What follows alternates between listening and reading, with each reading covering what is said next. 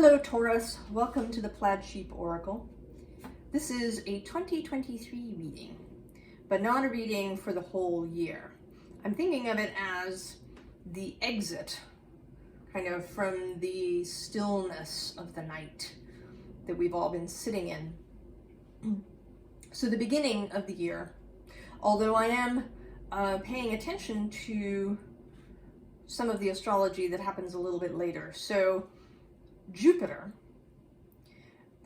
has been in Pisces. In a short while, on December 20th, he's going to re-enter Aries.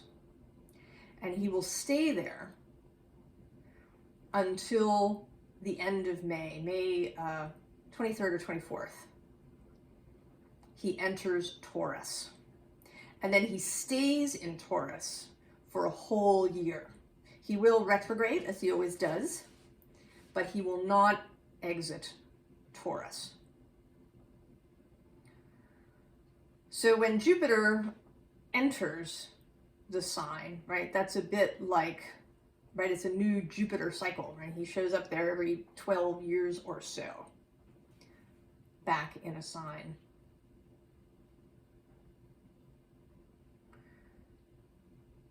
And he is the embiggener, right, the expander.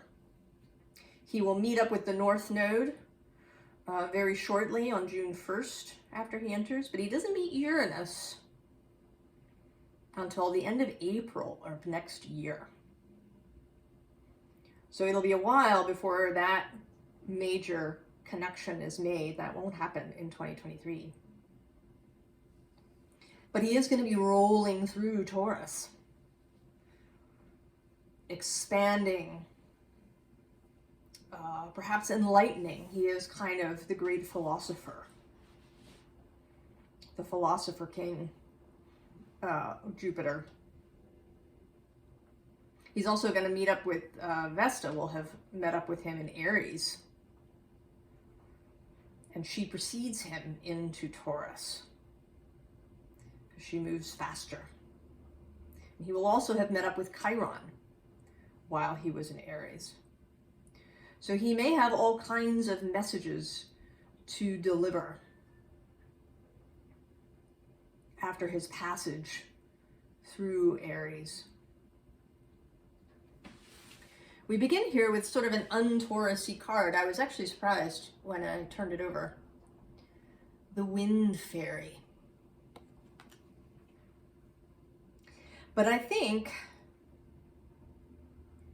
that this is actually about the body. And your reading, although it contains a lot of earth and fire, actually, has a kind of basis in the body. And certainly Taurus, right? Taurus is absolutely the body. Right, and she's kind of a, right, she's a very Venus character here.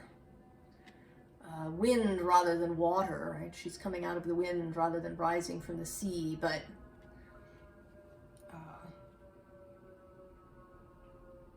she, right, she has her eyes closed. I sort of think of her as, you know, being in communion, the joining of mind and body.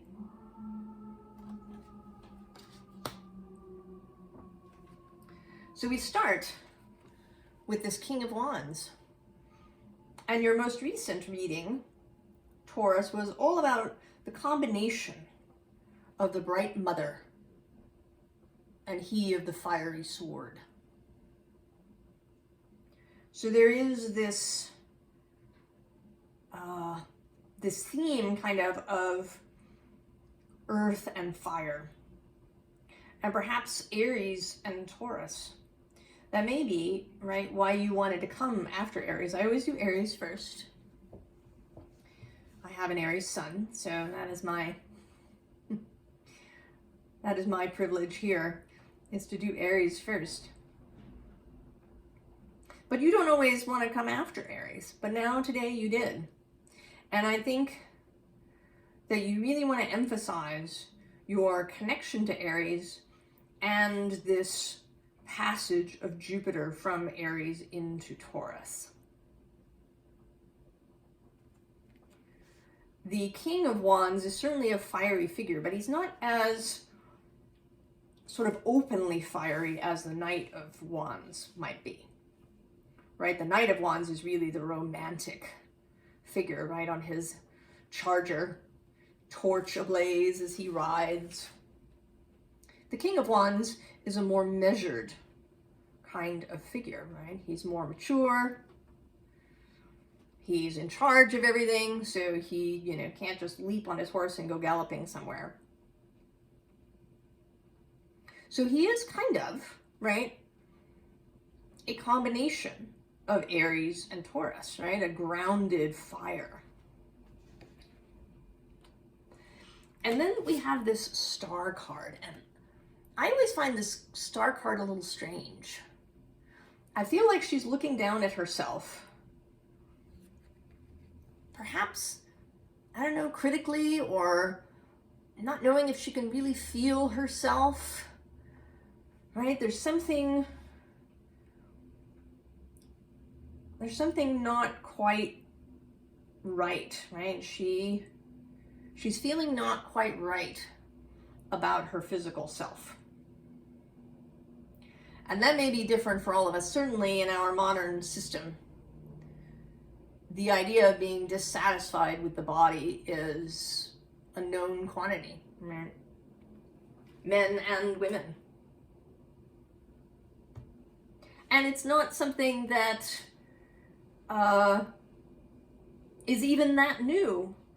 I've actually been reading a little book about the history of Venus and Aphrodite and these goddesses of love, and kind of how they've been seen through history. And there's this period where there was this kind of expectation, right, that women would look like the sculptures of Venus that artists were making. So this idea that we have to be some sort of ideal is not new. And I imagine that it might have been the same for men even in history, right? That perhaps you were expected to, have a warrior's physique. Right? For men, it's often a thing about height, right? Are you tall enough?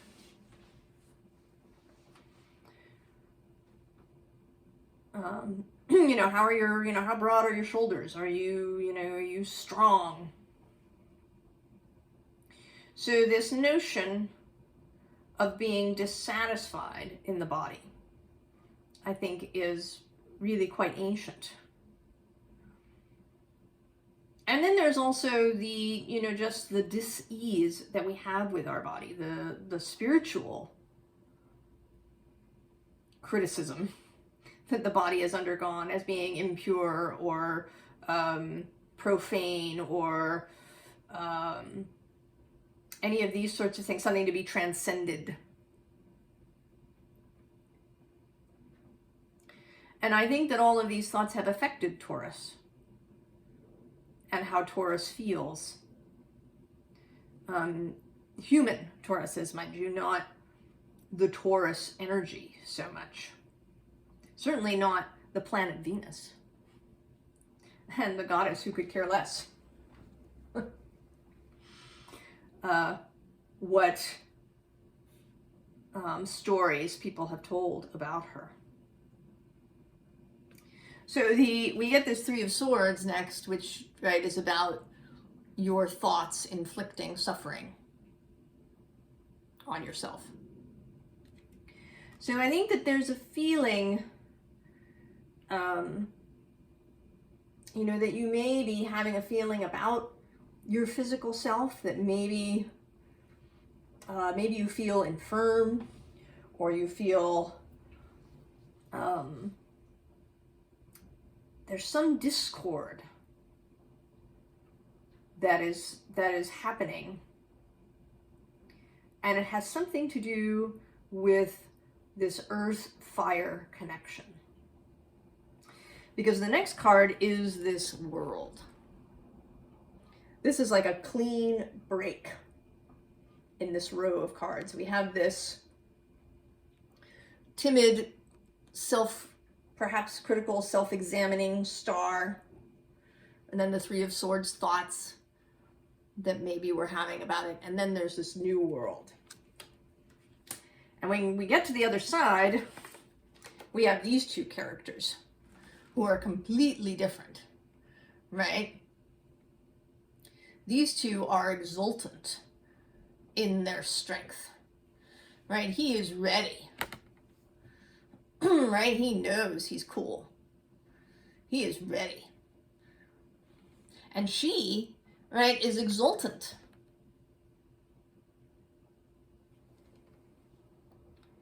Right? She is, you know, fully open in her body.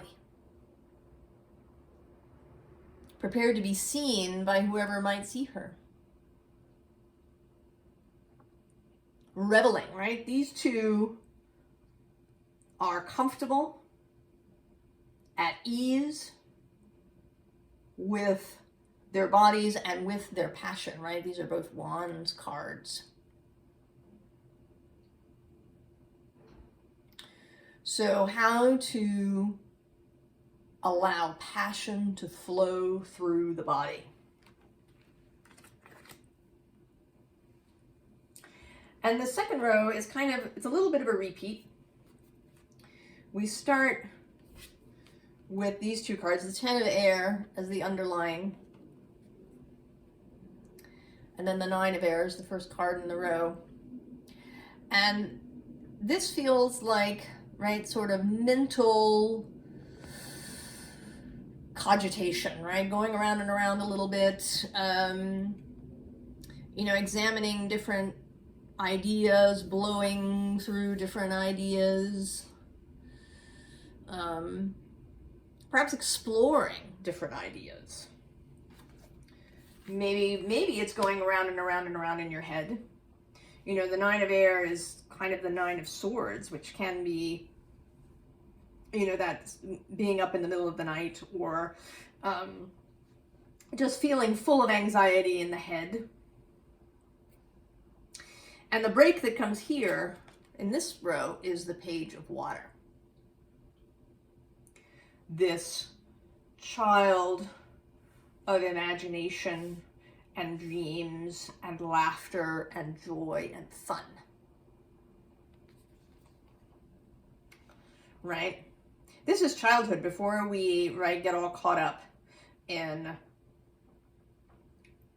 weirdness around the body and weirdness around sexuality.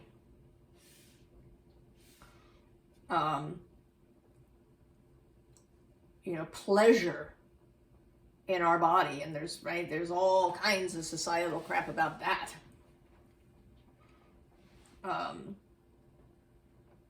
How we can receive and enjoy passion in our bodies.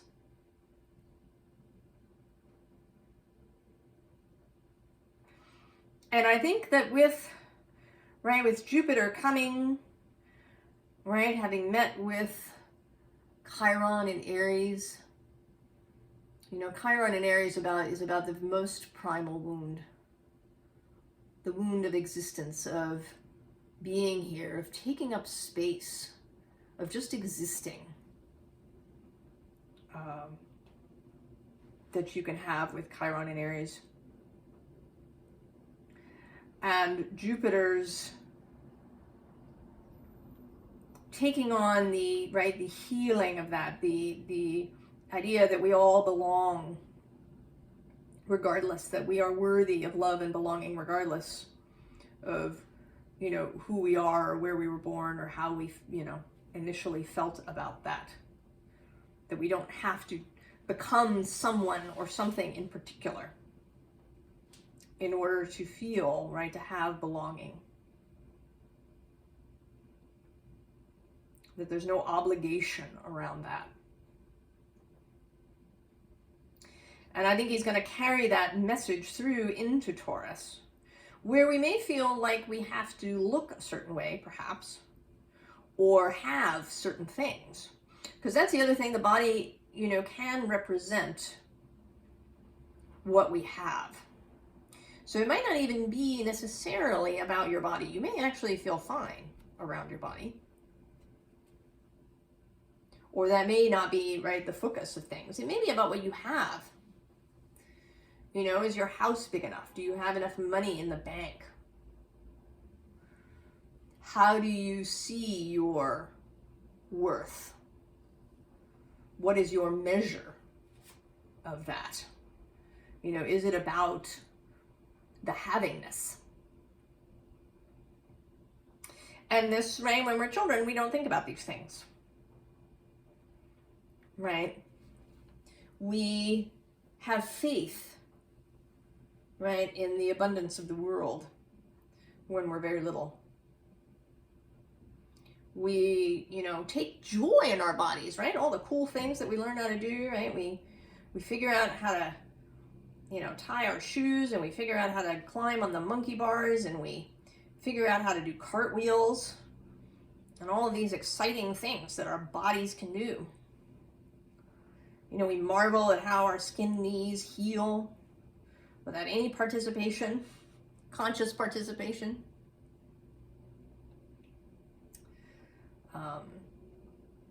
You know, we can make pies out of mud, and we can, you know, enjoy sparkly things, and we can enjoy really like chocolate, right? We really can, right? We have real enjoyment of these things. And that is, right, that's who she is. And following her, right, is this transformation card. And then this 9 of fire. And I feel like this is you, Taurus, relearning your earthy magic with Aries' help from next door. Right, and this repeats again. There's this beaver card. I love this card. He's so happy, this beaver. He just enjoys, right? He really enjoys his building process. And he's also, right, he's a water, right? This is a water sign card, but he is also certainly a creature of earth, right? Earth and water. He's a nice combination. And then there's this scorpion. Fire. So earth and fire combining.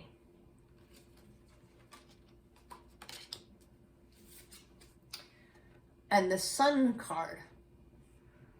Right? Again, lots of fire and the heart.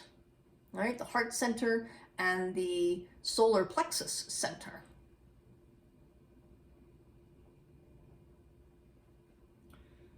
The will and the imagination and the love. Relearning that for yourself. Finding your inner fire, Taurus. Using the Aries bit of your chart to relearn your earthy Taurus magic. Right? Jupiter is also the great magician, you know. And he's going to, I think that the part of his journey now is he begins again. You know, the zodiac is a circle, and so, you know, to some extent, it has no beginning and no end. But archetypally, Aries is the beginning, right? It's the spark. The 0 Aries point is the world point, the beginning, the equinox. And it comes up here as the 0 Fool card. So this, right, this Jupiter entrance is a beginning, right? A beginning of a new cycle. A new beginning, the magician passing through from the beginning. And this point, actually the 0 Aries point, looking ahead is going to be activated by a Saturn-Neptune conjunction in 2026. So there is, right, there's an Aries feeling that I have, particularly for you, Taurus. Now we have this Four of Vessels boredom card. And it's followed by the Six of Bows abundance card. And they're both kind of very quiet, right? I mean, you know, this is boredom,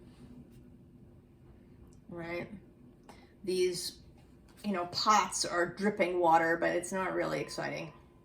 There isn't a whole gushing coming out.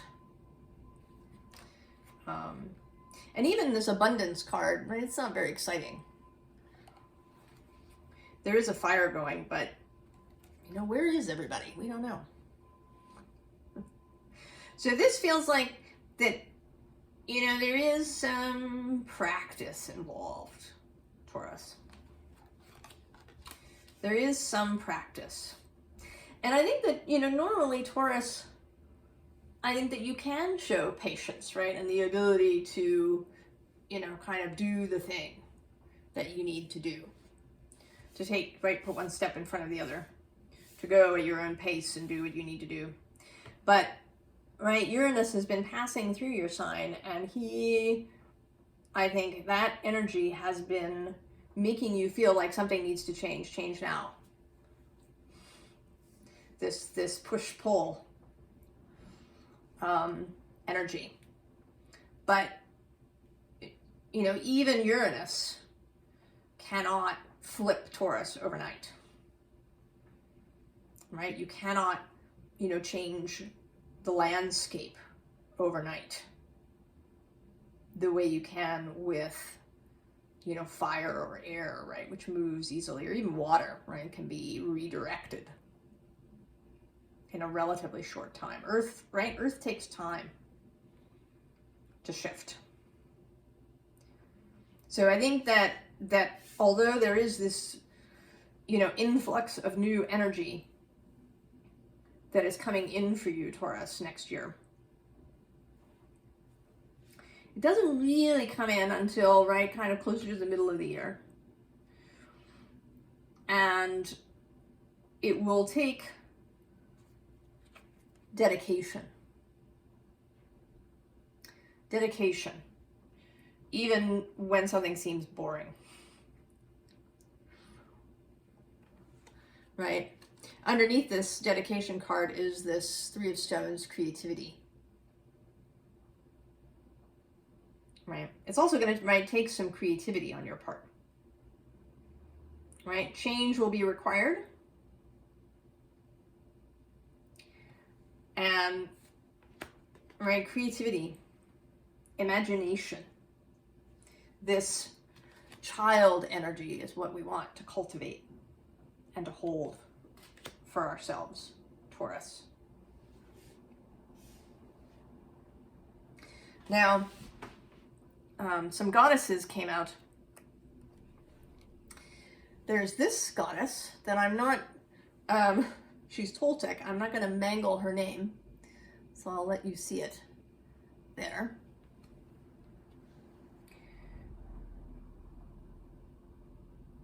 You know, she is the Earth Mother, the goddess of carnal love and desire. And she is both destruction and creation. So there is a, right, there is a Taurus aspect, a Taurus Scorpio aspect, right? That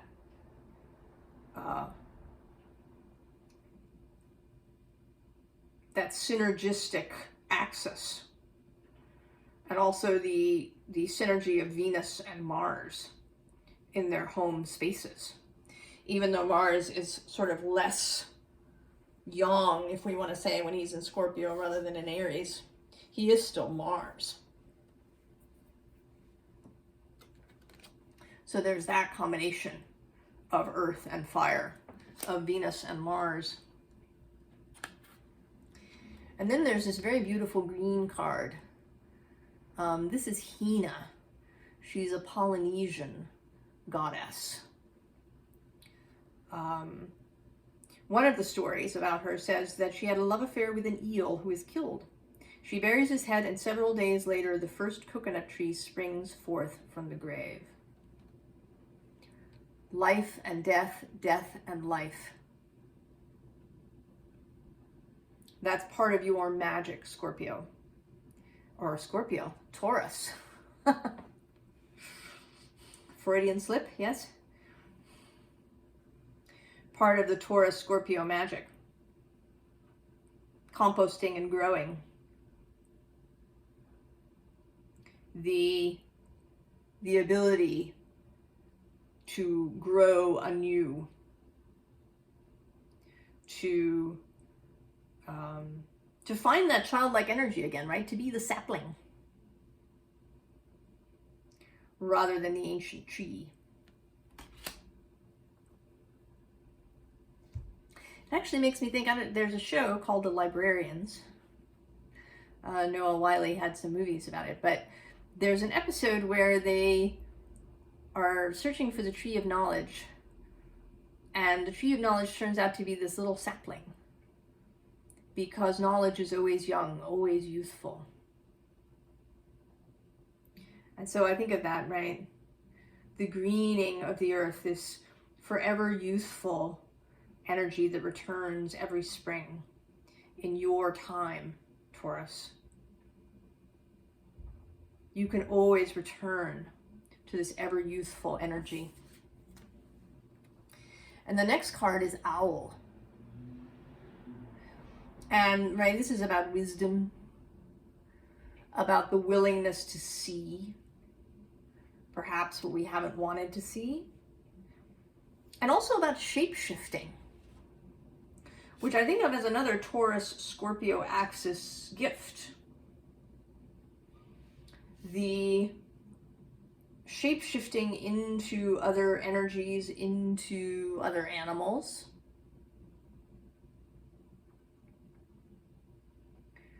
You know, in indigenous cultures, shamans and healers, they really observe animals before they attempt any shape-shifting practice. Right? They become really familiar with the animals they intend to emulate, that energy that they want to occupy. They don't just take for granted that they know what that is. So if there is, you know, some energy that you would really like for yourself, you may want to observe it, right? I mean, maybe it's an animal, right? The dog is the next card out here.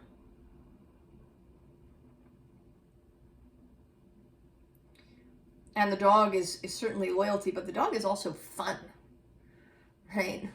How many doggies having fun videos are there on the internet now? Right? There's almost as many dog videos as there are cat videos. So if there is an energy that you would like to use, right? That you would like to cultivate within yourself,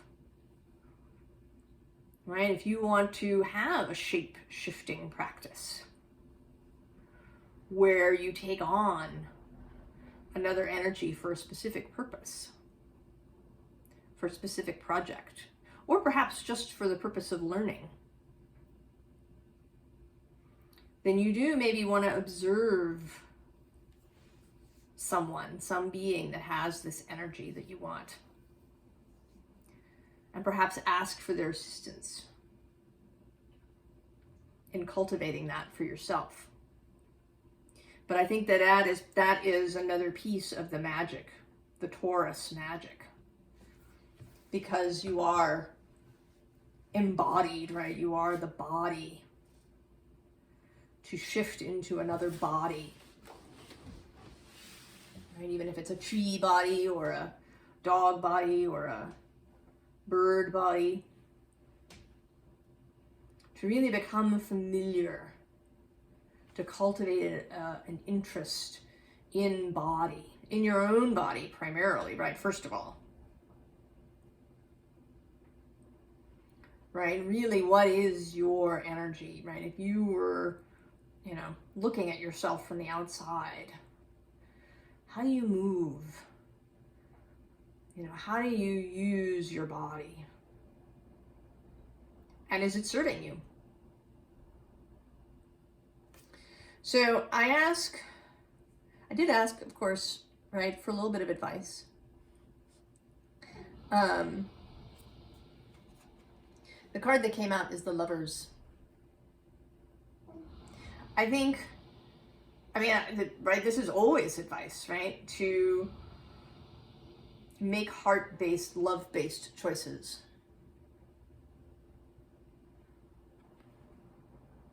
But because, right, these are animals, right, they're geese, I feel like it's also, right, coming into partnership with your body. Really learning about it. How are you moving it? Are you restricting it in some way? Are your thoughts or your beliefs restricting your bodily, the way that your body is able to move and be? And I personally don't think, if there's a particular way that you want to look, I don't think that you should be ashamed of that any more than you should be ashamed of wanting love, because we are human physical beings. And we're aesthetic beings. We have, ideas about beauty and what we personally find attractive.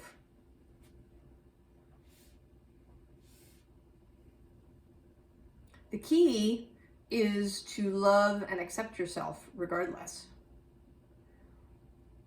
And then you can move forward in joy, in exploration, into changing how your body looks.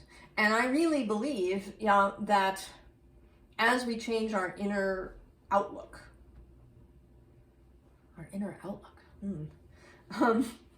the way that we feel about the world and ourselves, I think that our bodies change.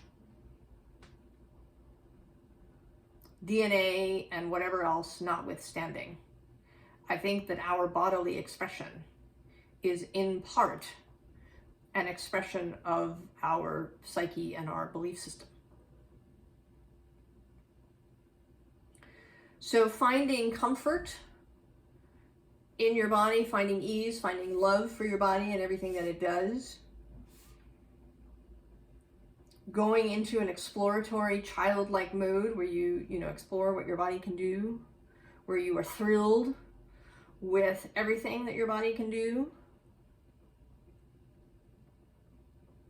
where you approach all of this with joy. And I think that your body can and will change. And that may mean, it may not be, about, how much you weigh or how many muscles you have or, the color of your hair. It may, manifest itself in disease healing, right? In chronic conditions healing. In aches and pains disappearing. Right? There is real solid practical reasons to proceed with this magic, Taurus. And our last two cards are another combination of fire and earth. We have the 9 of Wands and the 3 of Pentacles. So this, right, to me is like, keep going, right? Climb the stairs, right? Climb the stairs to the top of the mountain.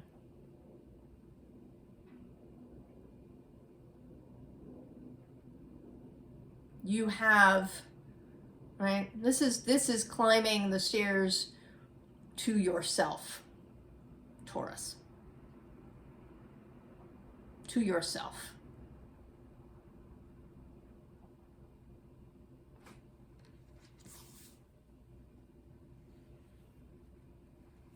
So I wish you an adventurous exploration, Taurus, of combining earth with fire, of really calling on the Aries energy.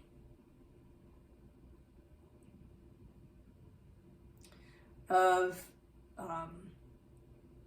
renewing your sense of wonder and excitement about your physical self in this world.